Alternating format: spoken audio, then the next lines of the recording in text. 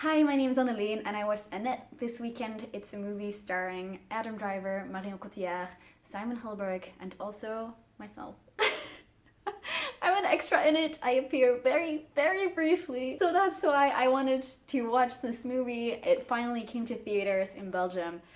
It's also been on Amazon Prime for quite a while, but I wanted to have the cinema experience and see it for myself and figure out if maybe I liked the movie or not, and if I agree with all the artistic choices that have been made. And this is my little review of the movie. If you want to know more about what part I'm in, I will tell you later on in the video. I will, put a spoiler warning because it is near the end of the movie. If I just tell you right now what scene I'm in, you'll be spoiled. So I want to keep that for later. Okay, let's get into it. I've divided this video in a few sections, and the first one that I wanted to talk about is the music. The music is kind of strange. If you didn't know, Annette is a musical, or more like a rock opera. It starts off great. It starts off with "So May We Start." We are in a music studio. We see the director asking "So May We Start." We hear a keyboard starts playing, the drums kick in, and then the singing starts. And it's really good. It hypes me up so much. Even if I just listen to the song or watch only that scene, it is such a hype song, and it made me feel very excited to see what was coming. Also, the entire cast joins in, so we also have Adam Driver, Marion Cotillard, Simon Helberg joining in, some other people of the cast as well. And then the movie starts. So this is like a setup where it's made clear that this is a story, this is like a play or an opera that is about to start. There is a very quick costume change, and then the actual movie starts. And that, to me, was the best song in the entire movie. So it's kind of sad that the opening track is the best one. I felt like the other songs were a little bit underwhelming, or not as memorable is maybe the word that I'm looking for. Other than "We Love Each Other So Much," which is a duet between Henry and Anne, the two main characters, and also Annette's song. So those three songs are probably the most memorable, and they're also the ones that are the most important, I feel.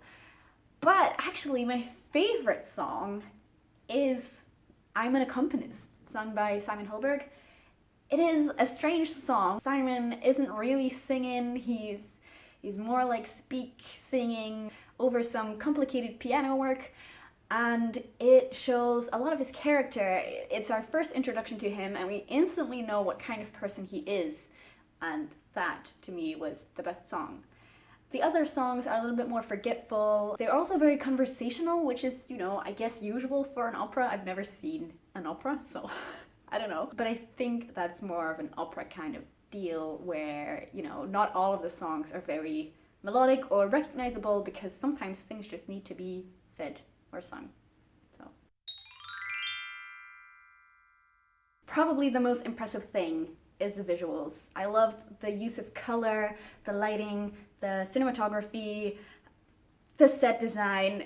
It looked all amazing. So this movie is a feast for the eye, It's just, everything looks really good and everything is interesting. One of the highlights for me was definitely the scene where Henry gives Annette the lamp, which, lights up the whole room with a lovely star and moon pattern. It looks amazing. So Anne is an opera singer, so she performs operas, obviously, and the set design on those actual sets are really beautiful as well. At one point she physically moves into a forest and the whole thing changes, and that looked really good.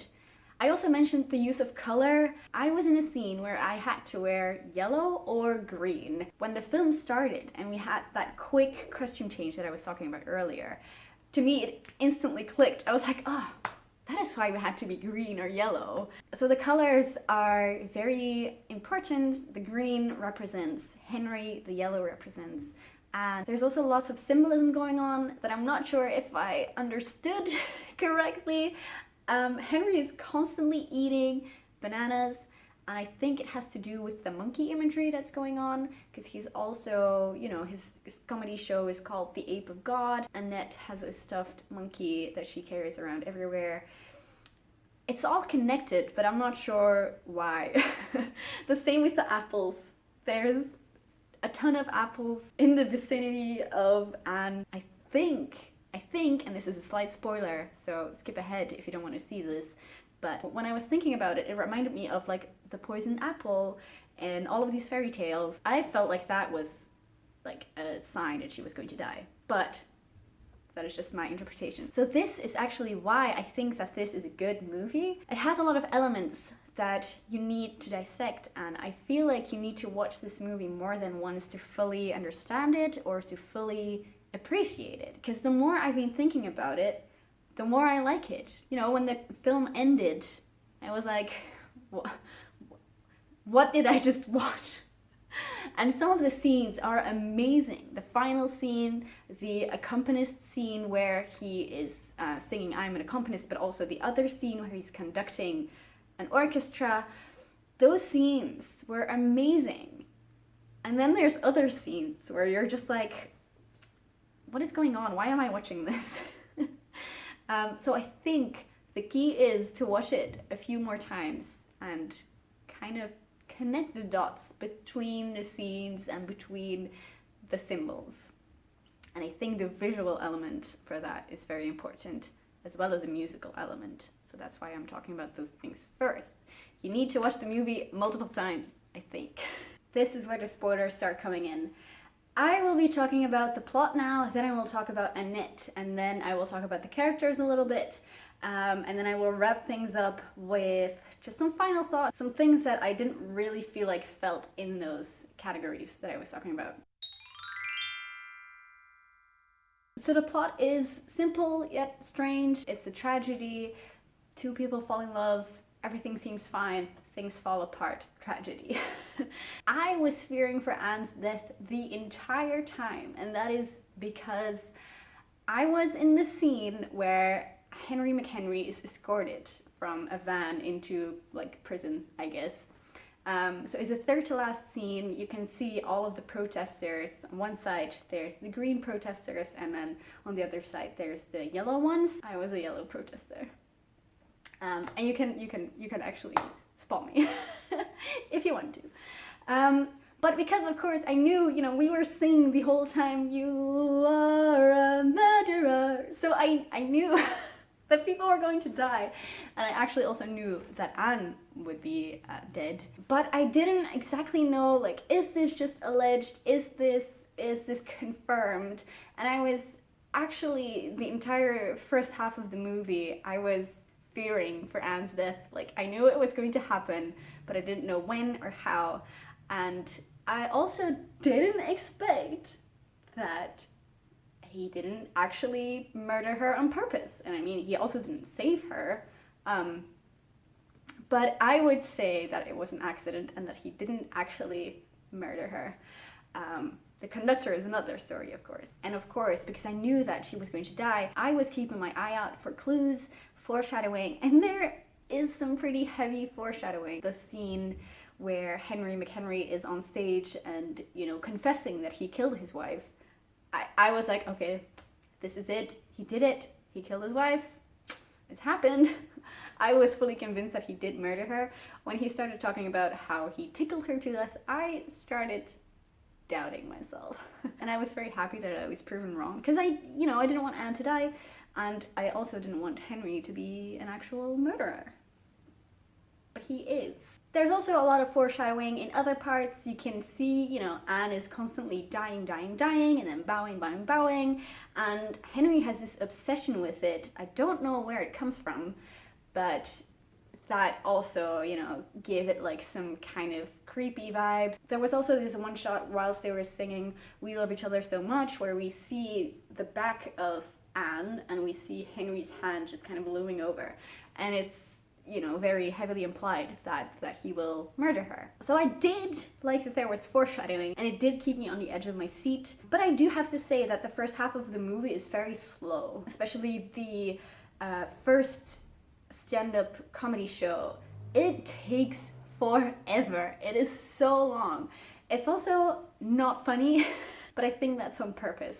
I think it should be very obvious that he is mostly controversial and not really funny. And I think they did a good job of showing that. Also, him just dying on stage and talking about it was also foreshadowing about, you know, him murdering people. I don't really have that much to say about the plot, actually. It's fine. I didn't actually expect that the conductor would die. I'm kind of sad about that because I think he's a very interesting character, but I will talk about that later. And I guess I will talk about it during, you know, this plot segment, and it's the final scene. The final scene, amazing. Henry kind of comes to terms with what he's done. He finally sees Annette as the little girl that she is. Annette finally gets an actual voice. She actually gets to speak and talk and speak her mind. She's very brutal, which is, you know, who can blame her? She's had such a terrible childhood. Her mother is killed by her father. Her other kind of like guardian or parental figure is murdered by her father. Her father exploits her with singing, and then she ends up alone. We don't know where she ended up, if she found another family or if she's in foster care or things like that. We have no idea what happened to her. We only know that she is very, very angry, and rightfully so. She was hurt and used and exploited, and just seeing this little girl, how old would she be? I don't know, 6 years old, talking about what happened, or, you know, singing about what happened, and just being very firm and not taking it anymore was amazing. And I also want to applaud the actress. I think her name is Devon McDowell. She did an amazing job. It was only when she started singing that I realized that Annette hadn't only been used and exploited by her father, but also by her mother. And that gave the story a lot more depth to me. It just added this extra layer that I felt like I was waiting for. So that brings me to Annette. When she first is born. Also, I really liked that labor scene. I thought it was really funny and one of the best child birthing scenes I've ever seen. Just an aside. When Annette is born, the scene is very bright and dark at the same time. There isn't very much lighting on Annette. The only thing that we can see is that she's like shaping a little bit weird, and in her like chest or her stomach, I'm not really sure, there's like this glowing thing. And at that moment I was like, do these people see that there is something off? And then in the next scene, I believe that we see that she is an actual puppet, that you can see like the joints that are made out of wood, and you know, she's a doll, she's a puppet. And at first I was very confused about that. I kept wondering, do Henry and Anne see her as a puppet as well? Like, is she in the movie, in universe, is she a puppet?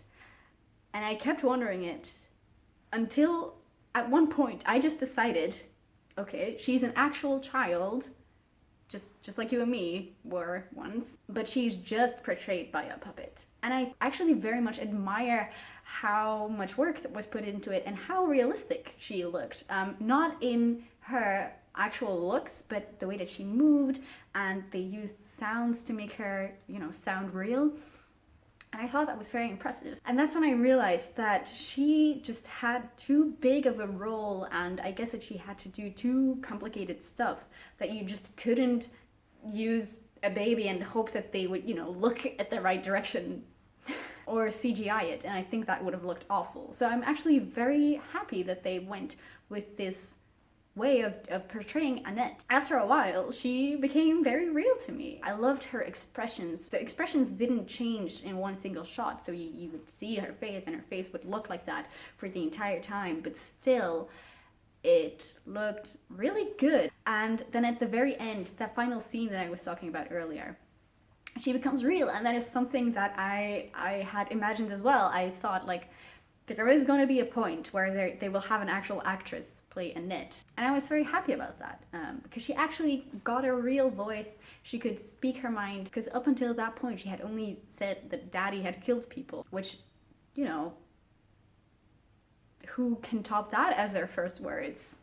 And then I was talking to a friend about this, about like how I suddenly just decided that she was a real person and not a doll or a puppet.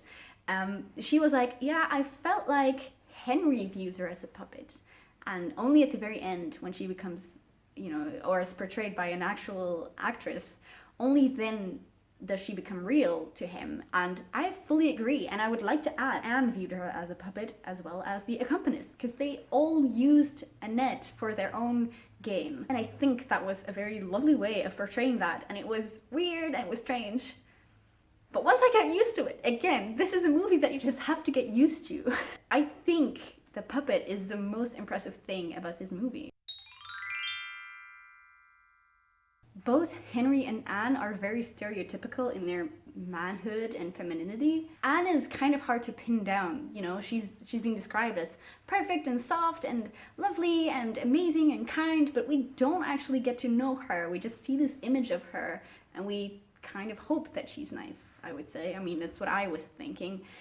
She doesn't really have a lot of personality going on. The only thing that she does is dying, dying, dying, and bowing, bowing, bowing. There is one song where she sings about her life story, but even then we don't really get to know her. The scenes where we get to know her the most are in the scenes that she shares with Annette. She's a very caring person. She's just like this perfect idea of a woman, and we see some of the cracks through that as well. Because she's always talking about values, or at least Henry says that she's always talking about values. We don't actually know. For example, on the boat scene, she's like, oh, we will kill my voice out here. But at the same time, a few scenes earlier, we saw her smoking, which, can't be good for your voice either. There's a bit of a duality there, but other than that, there's not really much to say about her. We know that she's adored by many, and we guess it's because she's just the perfect idea of a woman. And then we have Henry, who is very masculine, he gets ready for a comedy show like a boxer would get ready for a fight. He is very crude, he is very macho, I would say.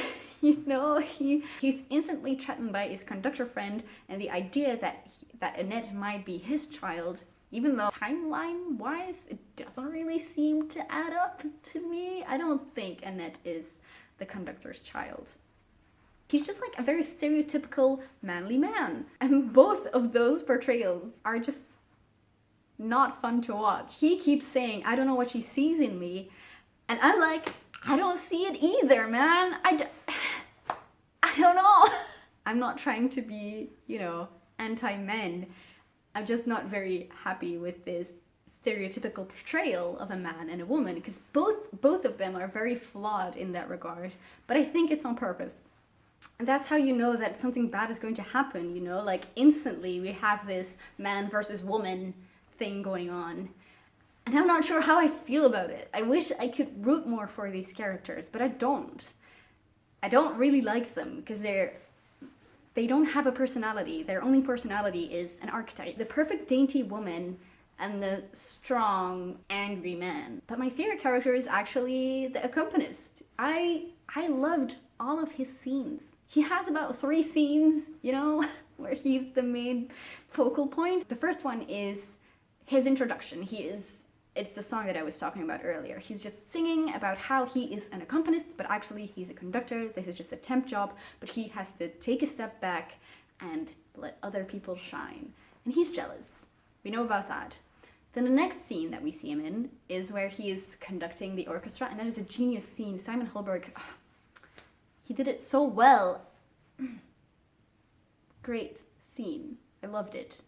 The movement, the music, how he just casually says, just give me a second, and then, but there we get to know him a little bit more, and he shares that he had an affair with Anne, and that he is still kind of pining over her. And the next important scene where he's, the main focus is the scene where he's singing to Annette, and he sings the We Love Each Other So Much song, and he reveals to Henry afterwards that he had written it for him and Anne. And then he dies. Those are the only scenes where you see him shine. I mean, we've seen him in other scenes a little bit, but I think he's a very interesting character. He's very angry. He's also very stereotypical, He's like the other guy. He's the other guy, the other jealous, lesser guy, but he's kind of like the underdog, but not in a very positive way. But I wish we got to see a little bit more of him. His characterization is a lot more specific than Anne and Henry. We know exactly what he wants, and we know exactly what he is like. He's very caring for Annette. He is very caring for Anne, but he's also jealous and vindictive, and you know, I feel like there's a little bit more to him than to the other characters, even though he's a side character. And also, Simon Helberg killed it. I too have a green bathrobe. I know that I've been a little bit incoherent, that's why I tried to kind of categorize everything. These are just some more general thoughts.